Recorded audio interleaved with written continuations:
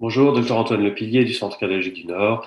Je vais vous présenter les méthodes d'imagerie dans la fermeture percutanée de l'auricule gauche.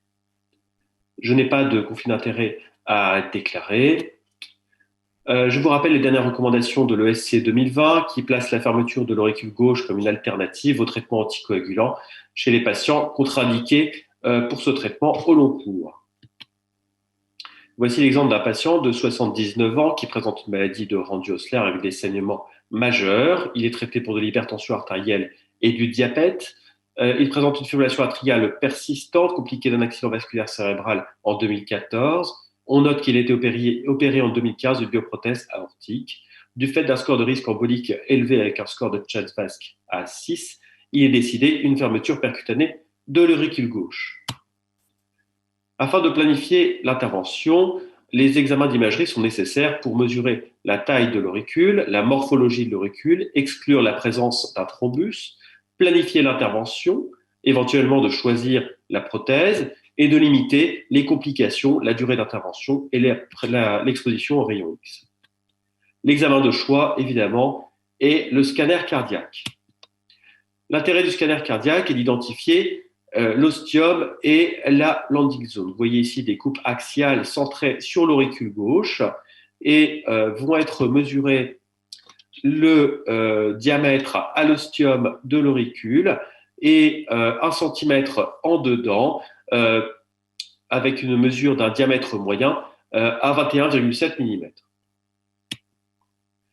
Une fois cette landing zone définie, il va être évalué la ponction transeptale optimale. Vous voyez en bas à droite une reconstruction tridimensionnelle du scanner et manuellement, la fosse ovale va être mesurée et reconstruite avec un diamètre entier, ce qui va permettre d'optimiser la ponction transeptale pour qu'elle soit bien alignée avec l'auricule gauche. Cela permet de planifier de manière optimale l'intervention.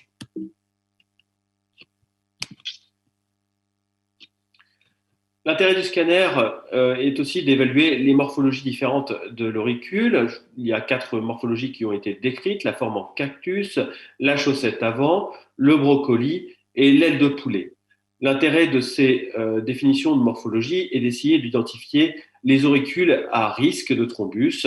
Existe-t-il un auricule malin? Celui-ci serait d'un large volume, polylobulé, qui ne soit pas en aile de poulet avec des extrabéculations extensives et du contraste spontané.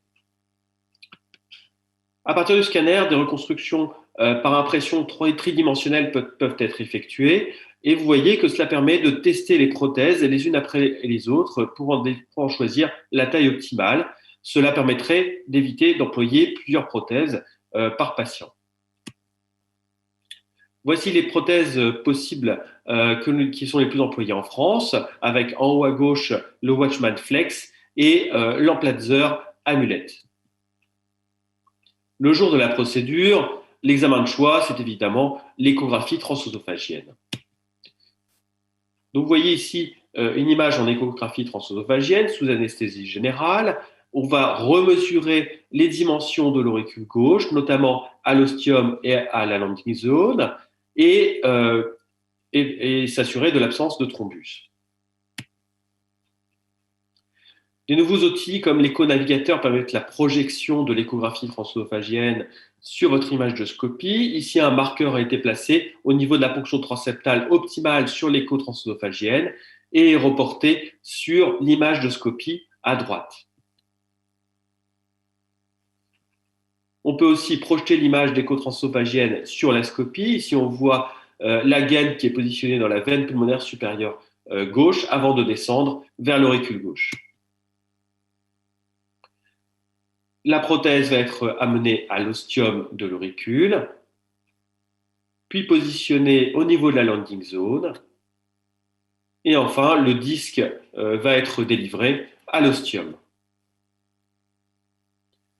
Une fois que le disque est délivré à l'ostium, il est effectué une douce traction, ça s'appelle un tuck test qui permet de s'assurer de la stabilité du système. La prothèse est ensuite libérée et vous voyez ici la position finale avec la projection en scopie. Lorsque l'anesthésie générale est contre-indiquée ou l'écho transovagien non faisable, on peut employer une échographie intracardiaque. Voici la mise en place du système qui se fait par voie veineuse fémorale gauche. Le capteur d'ultrason est positionné dans l'oreillette droite, ce qui permet de bien visualiser le septum. On descend la gaine et vous voyez le tenting du transseptal bien positionné. Et enfin, le système est amené dans l'oreillette gauche. On positionne ensuite le capteur d'ultrason dans l'oreillette gauche, ce qui permet de bien dégager l'auricule et de refaire les mesures à l'ostium et à la landing zone.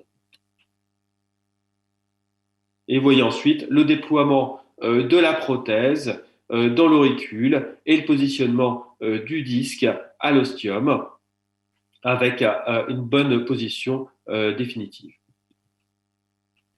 Une fois que l'intervention est terminée, il faut s'assurer de l'absence de complications au décours.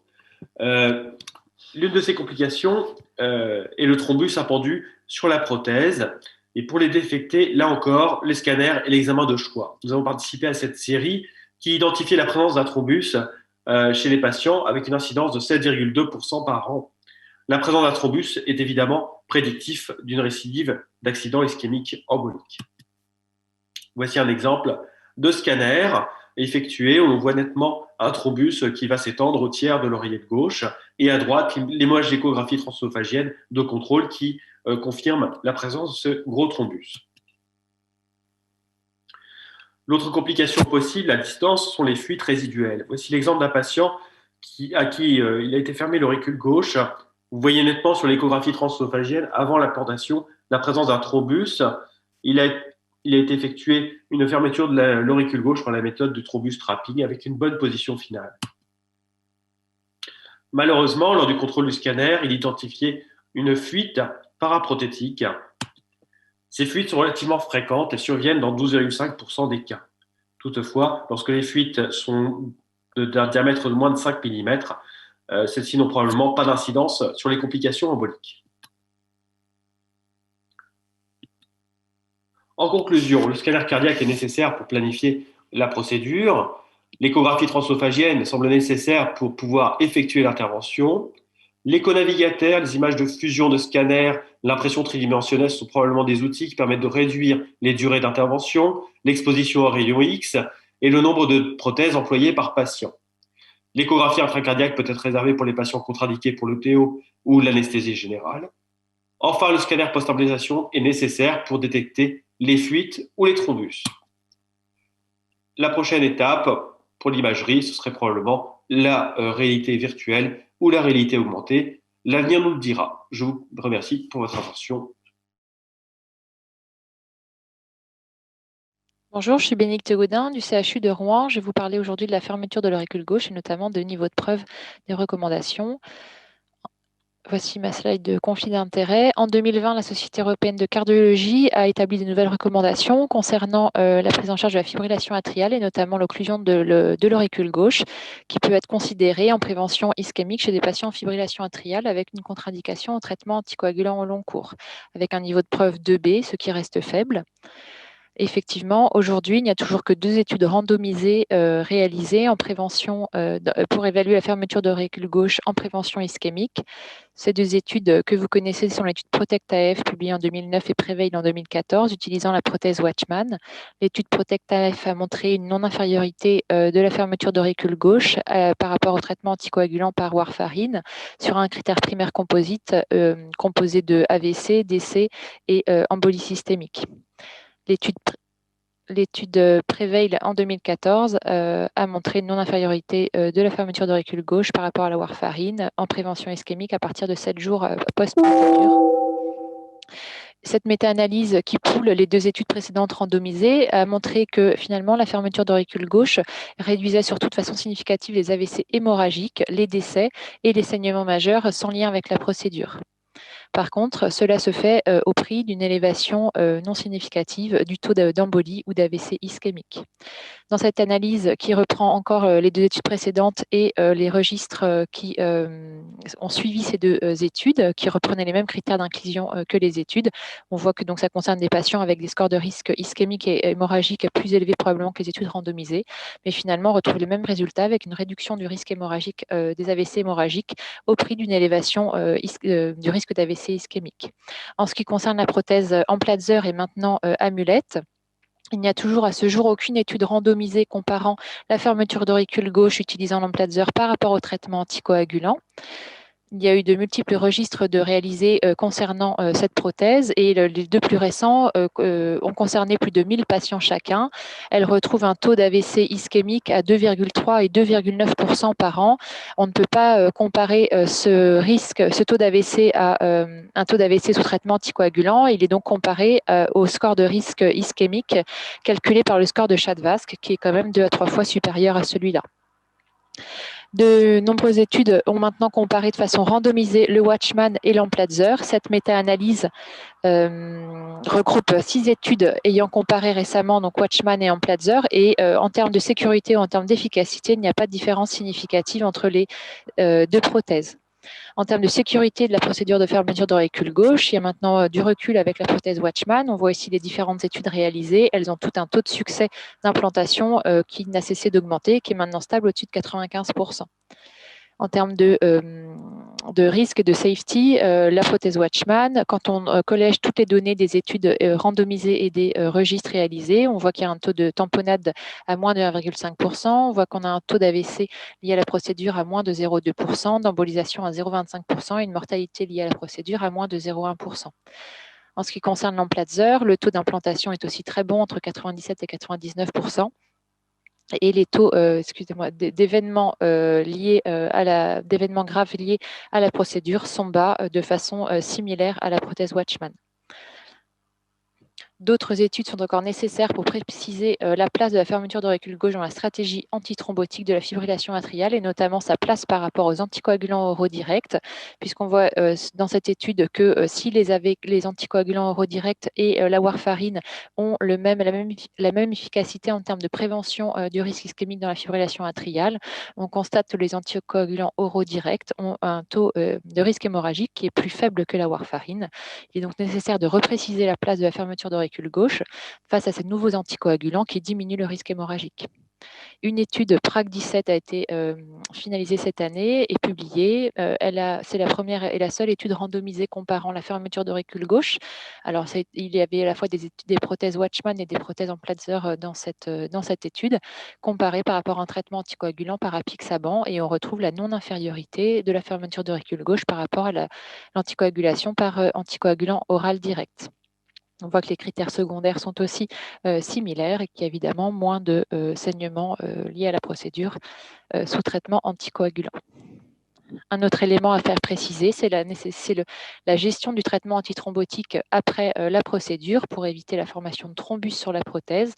On sait que ces prothèses sont maintenant implantées chez des patients avec une contre-indication au traitement anticoagulant. Dans cette étude, dans ce registre Evolution européen sur plus de 1000 patients, on voyait qu'il était principalement dédié aux patients qui avaient une contre-indication au traitement anticoagulant. 60% des patients avaient une double antiagrégation plaquettaire et avec cela, on a constaté environ 4% de thrombus. D'autres études sont donc en cours pour préciser au mieux la gestion du traitement antithrombotique après l'implantation. Enfin, un dernier élément, le risque ischémique lié à la cardiomyopathie atriale. Dans l'étude ACERT, ça nous a montré qu'il n'y avait pas forcément de lien de temporalité entre un passage en fibrillation atriale prolongée et un AVC ischémique. Il était convenu qu'au-delà de 48 heures, il existait un risque ischémique par formation d'un thrombus au sein de l'auricule gauche. Finalement, cette étude montre que des patients ont présenté des AVC ischémiques sans avoir fait forcément de fibrillation atriale dans les mois précédents ou les semaines précédentes, ou alors des accès de fibrillation atriale de durée beaucoup plus courte que 48 heures. Donc, la fibrillation atriale serait plutôt un marqueur de cardiomyopathie atriale. Différents éléments pathogènes qui finalement composent le score Chadvask, c'est-à-dire l'âge, l'insuffisance cardiaque, l'hypertension, le diabète, entraînent une sécrétion de facteurs prothrombotiques par l'endothélium atrial et entraîne une agrégation plaquettaire. Et finalement, c'est l'ensemble qui entraînerait une cardiomyopathie atriale avec un risque inhérent de thrombus. Donc, il ne faudrait pas sous-estimer le risque ischémique de cette cardiopathie atriale en fermant l'auricule gauche. Donc, en conclusion, aujourd'hui, il n'y a toujours eu que 2 études randomisées avec un suivi à 5 ans qui ont démontré que la prothèse Watchman était non inférieure en prévention des AVC avec une safety acceptable en comparaison à la warfarine. Les recommandations actuelles recommandent la fermeture d'auricule gauche pour des patients avec une contre-indication en traitement anticoagulant, mais pourtant ils étaient exclus de ces études randomisées. Les recommandations sont donc basées sur des études observationnelles et des consensus d'experts. Il est important de remarquer que la non-infériorité de la fermeture d'auricule par rapport au traitement anticoagulant, elle est surtout marquée par la diminution des AVC hémorragiques avec une tendance à plus d'AVC ischémiques. Qu'en est-il aujourd'hui par rapport aux nouveaux traitements anticoagulants qui diminuent eux-mêmes le risque hémorragique? Je vous remercie de votre attention.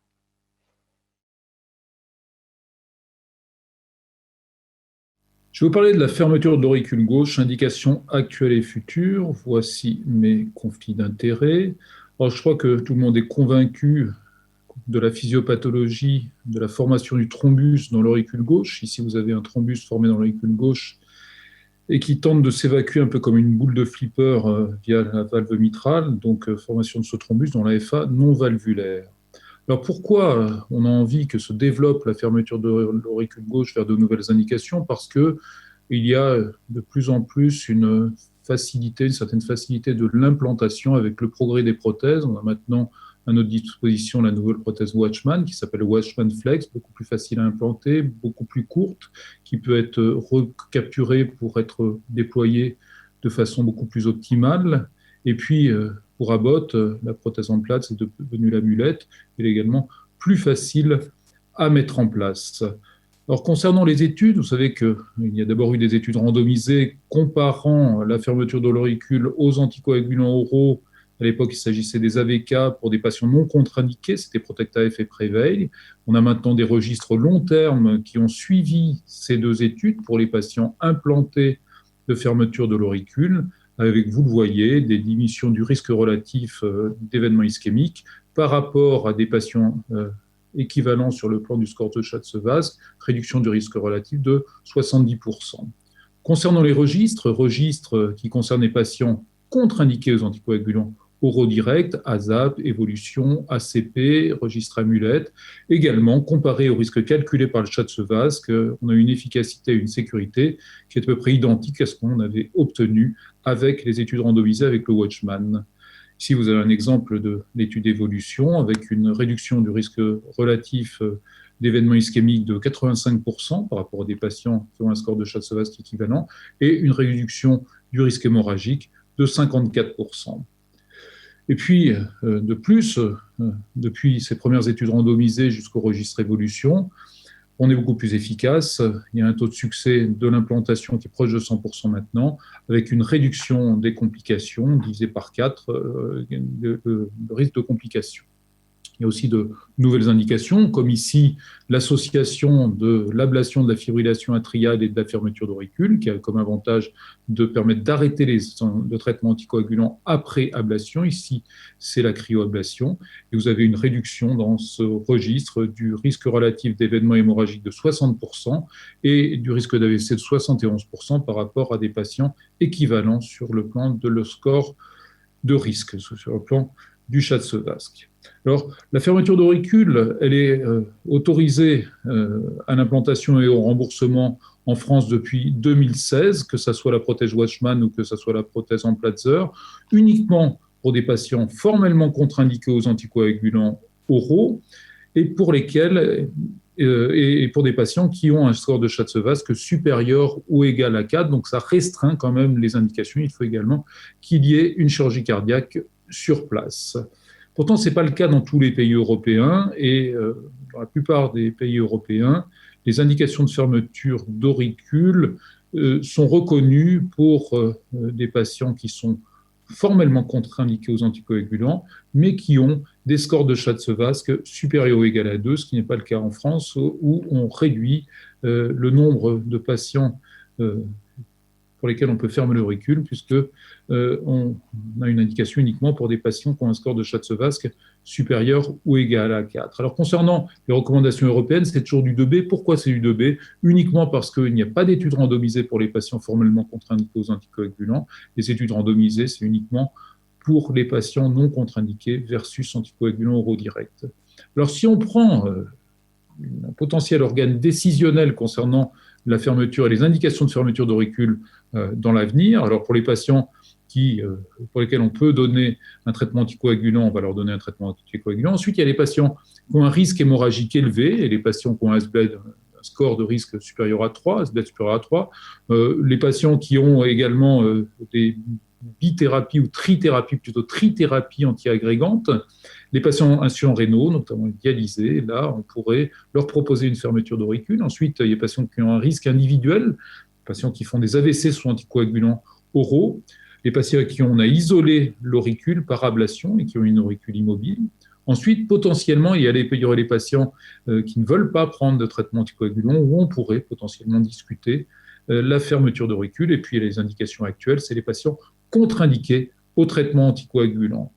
Les perspectives, à mon avis, elles sont énormes concernant la fermeture d'auricule. Regardez aux USA ou en Europe, si on compte le nombre potentiel de patients contre-indiqués de façon relative au traitement anticoagulant, oraux direct, ou les patients pour lesquels il y aurait un intérêt à leur fermer l'auricule, ça représente plus d'1 million de patients, et pourtant il n'y a que 50 000 patients en Europe qui sont implantés par an avec une fermeture d'auricule, c'est uniquement 4%. Vous voyez donc que les perspectives sont énormes pour cette thérapeutique.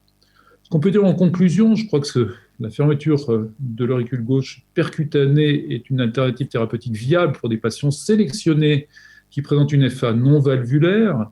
Je crois qu'il y a des raisons convaincantes pour éviter le traitement anticoagulant au long cours. La sélection des patients, c'est le plus important. Pour l'instant, on considère une indication en France comme un patient à haut risque d'AVC et qui est contre-indiqué au long terme aux anticoagulants oraux et qui ont un score de Schatzewasque supérieur ou égal à 4. C'est généralement les patients qui ont saigné au niveau cérébral, par exemple. Il y a des études en cours, fermeture d'auricule versus anticoagulant oraux direct dans la fibrillation atriale, c'est l'étude option. Et puis, il y a des études en cours qui comparent la fermeture d'auricule et les AOD. Les directions futures, alors qui pourrait bénéficier le plus des fermetures d'auricule? Je crois qu'il faudra étendre les indications aux patients qui ont un Schatzewasque supérieur ou égal à 2. Je vous remercie. Mes chers collègues, je vais vous parler des stratégies antithrombotiques suivant la fermeture percutanée de l'auricule gauche. Voici mes conflits d'intérêts. Tout d'abord, la fermeture percutanée de l'auricule gauche est une stratégie qui a émergé durant ces 10 dernières années comme une alternative au traitement anticoagulant en prévention d'AVC chez les patients ayant de la fibrillation atriale non valvulaire. Les études randomisées ont montré une protection similaire des AVC emboliques avec les prothèses de fermeture d'auricule comparativement au traitement antivitamine K, mais avec une nette réduction du risque hémorragique, en particulier cérébral. Il y a cependant des discordances entre les résultats de ces études randomisées, les guidelines actuels et la pratique réelle, car la plupart des candidats à la fermeture de l'auricule gauche ne sont pas éligibles à un traitement anticoagulant oral au long cours, que ce soit antivitamine K ou AOD. Par ailleurs, les registres les plus récents ont montré qu'il y avait une nette préférence pour le traitement double antiagrégation plaquettaire pour une durée courte, 6 semaines à 3 mois, suivie d'une simple antiagrégation plaquettaire, parce que le risque hémorragique est le risque principal après fermeture d'auricule gauche. Cependant, l'oreillette fibrillante génère un risque de thrombose, de stase intra-auriculaire gauche, par ailleurs sur une prothèse métallique, et donc expose les patients à une thrombose de prothèse ou un risque de thrombose de prothèse, DRT en anglais. Ces DRT sont fortement associés à un risque d'AVC ischémique, et dans ce contexte, l'antiagrégation plaquettaire simple ou double n'apparaît pas comme la stratégie la plus logique ou la plus efficace en prévention de thrombose, alors qu'elle a disparu depuis plus de 10 ans de la prise en charge de la fibrillation non valvulaire. Quel est le délai d'endothélialisation? On considère en général qu'à 45 jours, cette endothélialisation est faite. Ceci est basé sur des études canines et avec peut-être un peu plus de délai d'endothélialisation pour le disque des prothèses ACP comparativement aux prothèses Watchman qui, à 28 jours, étaient complètement endothélialisées. Plusieurs études le montrent, étude de Schwartz sur le Watchman, étude de Bass sur l'ACP, avec des résultats concordants sur 4 autopsies pratiquées chez l'homme. Dans les études randomisées, essentiellement PROTECT-AF et PREVAIL, il y avait un protocole strict, mais les patients n'avaient pas de contre-indication aux anticoagulants. Ils recevaient donc de la warfarine et de l'aspirine jusqu'à 45 jours, une ETO qui permettait d'arrêter la warfarine et de relayer par du clopidogrel, et à 6 mois, une nouvelle ETO et l'arrêt du clopidogrel en cas de scellement adéquat de la prothèse. Et une nouvelle ETO à M12 pour vérifier qu'il n'y avait pas de thrombus et que la prothèse était bien en place. Cependant, dans la vraie vie, on ne peut pas faire ça. Quel est le taux de thrombose de prothèse? Eh bien, le taux des DRT dans les études les plus récentes est estimé entre 2 et 3% à 1 an en général, avec un taux annuel d'AVC entre 1 et 2%, avec un lien fort entre les AVC et les DRT. Le taux attendu d'AVC basé sur le score de Schatz ou de Schatz-Vas chez des patients sans fermeture d'auricule gauche et sans anticoagulant est aux alentours de 7% par an, notamment dans l'étude ASAP. Dans l'étude PROTECT-AF, il y avait 4% de DRT. Le taux annuel, l'incidence annuelle d'AVC liée au DRT était de 3 pour 1000 patients année. On observait plus de DRT entre 6 et 12 mois comparativement à J45, probablement en raison de l'arrêt des doubles anti-agrégations plaquettaires ou des anticoagulants oraux, avec cependant 93% d'arrêt de la warfarine dans l'étude PROTECT-AF et 99% dans l'étude PREVAIL un peu plus récente. Quels sont les facteurs prédisposants au DRT? Eh bien, le seul facteur retrouvé dans plusieurs études est la fraction d'éjection ventriculaire gauche basse, inférieure à 40%. Il existe d'autres facteurs liés au patient, le contraste spontané par exemple, lié à la médication, à l'observance du patient et lié à la technique d'implantation, notamment prothèse implantée trop profonde formant un néo-appendice ou les défects résiduels périprothétiques. Fauchi a montré que le hazard ratio concernant les AVC ou les accidents ischémiques transitoires en présence de DRT était multiplié par 4,4.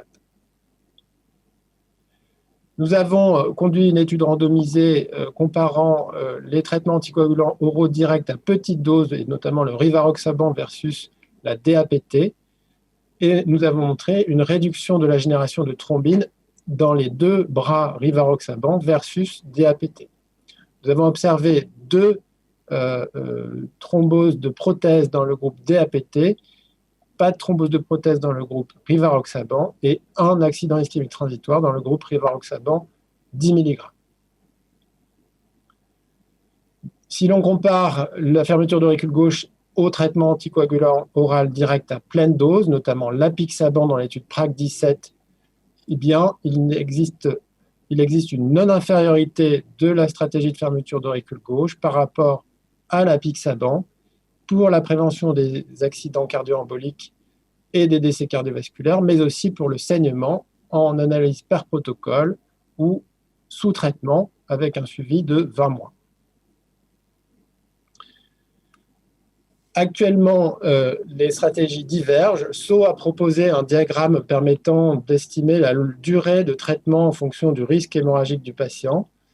Mais chez les patients contre-indiqués pour une stratégie d'anticoagulation à long terme, il y a peu ou pas d'études ayant étudié la stratégie d'AOD seule, qui sont en général associées à de l'aspirine.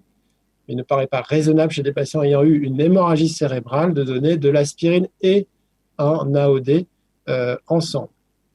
La stratégie d'aspirine seule est souvent retenue par beaucoup de praticiens, mais soulève des questions concernant le risque de DRT et vraiment, ça doit être une stratégie réservée aux patients pour lesquels il n'existe pas d'autre choix et pour lesquels les neurologues contre-indiquent autre chose. Les recommandations de l'ESC sont très basiques, basées sur les études Prevail, les Protect-AF, recommandent la warfarine quand il n'existe pas de contre-indication. Et pour l'amulette ou pour les patients avec un fort risque hémorragique, plutôt une DAPT suivie d'un simple traitement par aspirine.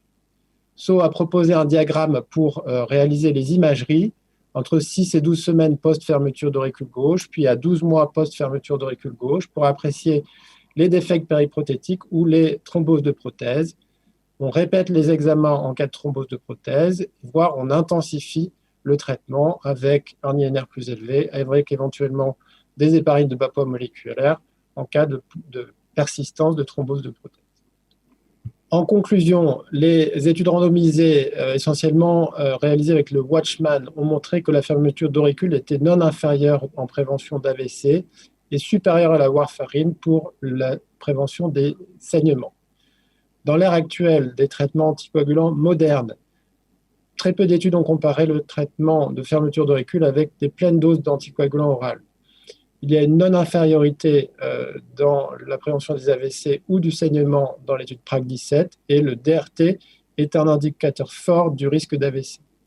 Quand les anticoagulants sont contre-indiqués chroniquement, ce qui représente la majorité des indications en France, des doses réduites d'AOD sont faisables cliniquement et réduisent la génération de thrombine. D'autres études sont nécessaires pour étudier la prévention des DRT. De nombreuses études sont en cours, randomisées, l'étude option, fermeture d'auricule après ablation de FA, les études de ASAP2 comparant le Watchman et une antiagrégation simple ou pas d'antiagrégation, l'étude Amulet IDE, l'étude Stroke Close et l'étude Closure AF. Je vous remercie de votre attention.